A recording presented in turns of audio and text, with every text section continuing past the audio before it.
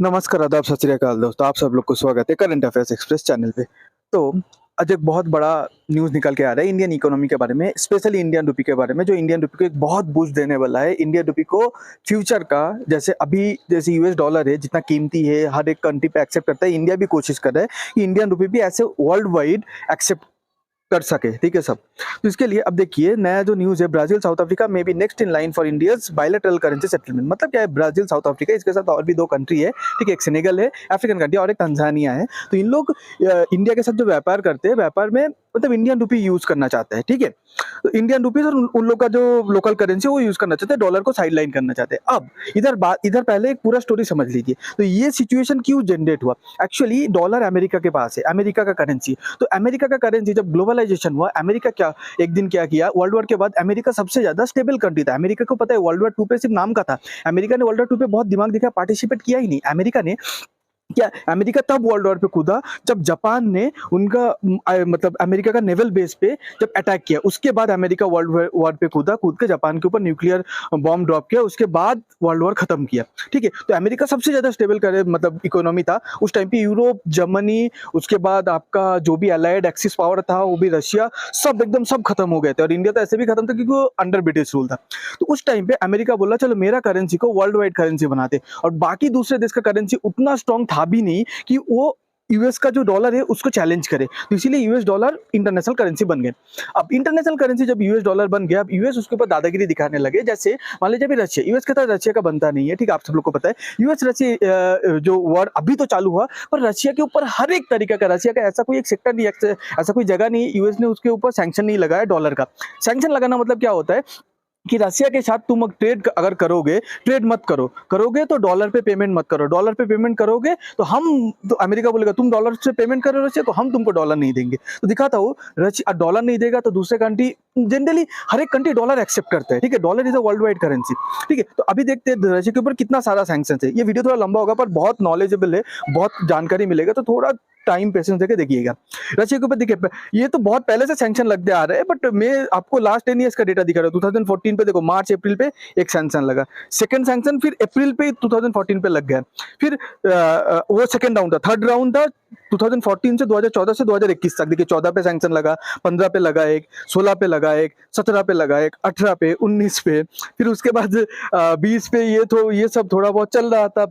20-21 Covid वगैरह तो मतलब वेस्टर्न पावर ने सोचा नहीं था। फिर 22 पे फोर्थ राउंड चालू कर दिया, ओके। उसके बाद 2023 पे, पर फोर्थ राउंड के बाद 5th 6th 7th तो 22 पे ही हो गया। 2023 पे फिर 11th राउंड सैंक्शन लगाया, रशिया का ऑयल सेक्टर पे सैंक्शन लगा दिया, बैंकिंग सेक्टर पे सैंक्शन लगा दिया। डुअल यूज बैन मतलब अमेरिका का जितना भी टेक्नोलॉजी है, ठीक है, वो रशिया पे यूज नहीं होगा, रशिया को कोई सेल नहीं करेगा कुछ, उसमें सैंक्शन लगा दिया। रशिया 2013-14 पे एक पार्ट मतलब 2000 मतलब वही मतलब 2010 के बाद एक यूक्रेन का एक पार्ट था क्रीमिया, उसको कब्जा कर लिए थे। तो वेस्ट ने क्या किया, वो क्रीमिया अभी रशियन कंट्रोल के अंदर है, बट वो एक्चुअली यूक्रेन का पार्ट है, तो उस पे भी सैंक्शन लगा दिया। मतलब चारों तरफ से सैंक्शन है, ठीक है। अब सैंक्शन है, इंडिया उससे रशिया से ट्रेड नहीं कर सकता। अगर ट्रेड करेगा तो डॉलर यूज नहीं कर सकता, डॉलर यूज करेगा तो अमेरिका इंडिया के ऊपर सैंक्शन लगाएगा। तो इंडिया और रशिया ने क्या सोचा कि हम लोग लोकल करेंसी में ट्रेड करेंगे। तो अभी आपको एक बात बताता हूँ, इंडिया जब रशिया से ट्रेड करता है, इंडिया का सरप्लस मतलब ट्रेड डेफिसिट रहता है। मतलब क्या है कि इंडिया ज्यादा पैसे का सामान खरीदता है रशिया से, पर रशिया बदले में इंडिया से कम पैसे का खरीदता है। तो अब इंडिया बोला कि चलो रुपीज में हम लोग रुपीज पे ट्रेड करते हैं। तो रुपीज पे जब ट्रेड करना चालू किया, आप देखिए 2022 का ये आर्टिकल है, रशिया का पहला शिपमेंट जो रुपीज पे इंडिया पेमेंट किया, डॉलर से पेमेंट नहीं किया। अब अगर आप डॉलर से पेमेंट नहीं करोगे तो अमेरिका सैंक्शन आपके ऊपर नहीं लगा सकता।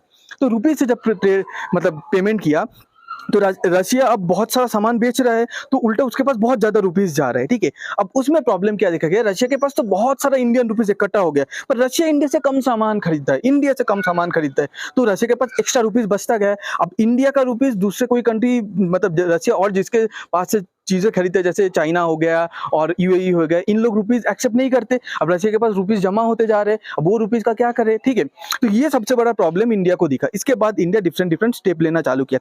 जैसे ये देखो, एक आर्टिकल है कि have accumulated billions of Indian rupees but can not use them, says Russia. अच्छा बोले हम लोग इंडिया को बेच के इंडिया के पास से हम लोग बहुत सारा रुपीज जमा कर लिए, पर उसका हम लोग यूज ही नहीं कर पा रहे। अगर मान लो आपको मैंने 10 करोड़ रुपया दे दिया, अगर वो 10 करोड़ कोई यूज ही नहीं है, कोई लेना ही नहीं चाहता वो 10 करोड़, तो 10 करोड़ का क्या फायदा? आप मतलब आपको जो मैंने दिया तो कुछ फायदा है नहीं ना। आप पैसा को तो खा नहीं सकते, यूज नहीं कर सकते, ओके।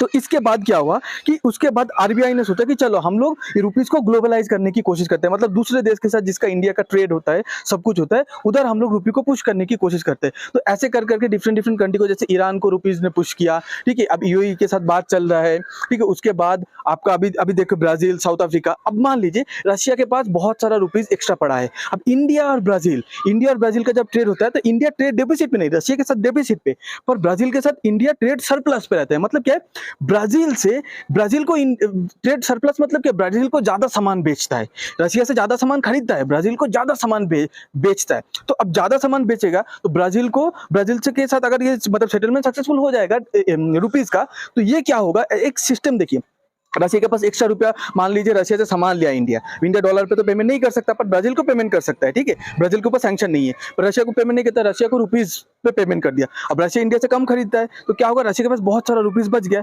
अब मान लीजिए रशिया को बोलेगा तुम ब्राजील से सामान खरीदते हो ना, तो ब्राजील को एक काम करो, रुपीज दे दो। अब तुम बोलोगे ब्राजील रुपीज देके क्या करेगा, अब ब्राजील हमसे, एक साइकिल है, ब्राजील हमसे ज्यादा सामान खरीदता है, मतलब हम लोग ज्यादा बेचते हैं ब्राजील को, तो सेम रुपीज ब्राजील फिर हमको घुमा के देगा, ठीक है, मतलब घुमा के दे देगा। तो मतलब ब्राजील को रुपीज की जरूरत है, ठीक है, और रशिया के पास एक्स्ट्रा रुपीज पड़ा है, तो रशिया को बोलेगा तुम ब्राजील से सामान खरीद के उसको रुपये में पेमेंट कर दो। तो रशिया और मतलब इंडिया ब्राजील और इंडिया रशिया पे तो रुपीज का ट्रेड चल ही रहा है, पर बीच में से रशिया और ब्राजील, जो मतलब दोनों में से इंडिया का कोई पार्टी नहीं है, पर उसमें भी रुपीज घुसा दिया, ठीक है। अब मान लो रशिया रशिया और साउथ अफ्रीका का रिलेशन बहुत अच्छा है, रशिया साउथ अफ्रीका से कुछ सामान खरीदेगा, ठीक है।